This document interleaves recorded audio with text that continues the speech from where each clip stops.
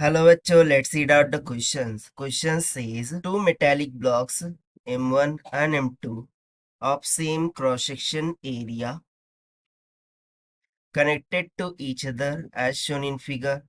If the thermal conductivity of M2 is K, then the thermal conductivity of M1 will be. Assume steady state heat conduction.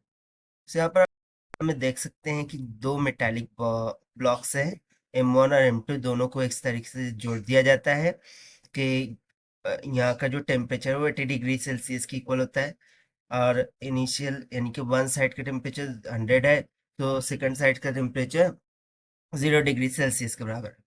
अब जो M1 है उसकी length 6 centimetre है, M2 8 centimetre के equal है।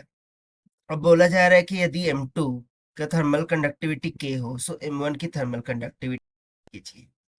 तो चलिए स्टार्ट करते हैं हम सोल्यूशन से, but before of it's let's talk about the key concept which we are going to use here for this question. So यहाँ पर हम थर्मल करंट का कंसेप्ट यूज करेंगे जिसका फॉर्मूला हो जाता है simply delta Q by D T is equals to delta T by R T H is equals to constant that is K, जहाँ पर R T H thermal resistance को indicate करता है जिसका फॉर्मूला हो जाएगा L डिवाइडेड बाय के times of A। तो चलिए फिर इस कॉन्सेप्ट के अकॉर्डिंग यदि मैं यहाँ पर देखूँ तो हमसे क्या बोला गया है कि स्टेडी स्टेट हीट कंडक्शन है, यानी कि थर्मल करंट दोनों में से सेम रहेगा। सो इस कारण से हम D Q by D T का कॉन्सेप्ट लगाते हुए यहाँ पर लिख सकते हैं कि फर्स्ट के लिए क्या हो जाएगा delta T one by R one. So R one क्या हो जाएगा L1 डिवाइडेड बाय K1, तो न्यूमरेटर में चला जाएगा।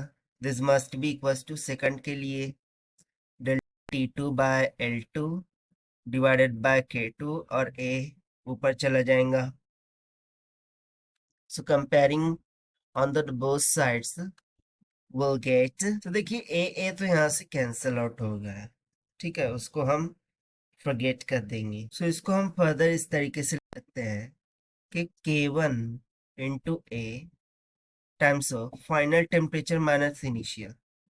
सो फर्स्ट के लिए फाइनल टेम्परेचर क्या हो गया 100, इनिशियल हो गया 80, सो हो जाएगा 100 माइनस में 80 divided by the length.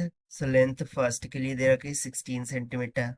This will be equals to K2 times of A। अब इसके लिए फाइनल हो जाएगा 80 minus initial 0 divided by length 8। So 8 two ज़ा 16 ही हो जाएगा 2। सो यहाँ पर हो जाएगा K1 times of 20 divided by 2 is equals to K2 times of 80। So further simplifying will get K1 is equals to 8 times of K2, but according to question हमें K2 कितना दे रखा है K की इक्वल। K2 मीन्स टू से कि M2 का thermal conductivity अब वो कितना है K के इक्वल है, तो सिंपली यहाँ पर हम K रख देंगे। सो फर्स्ट के लिए थर्मल कंडक्टिविटी कितनी आ गई 8 टाइम्स ऑफ K की इक्वल।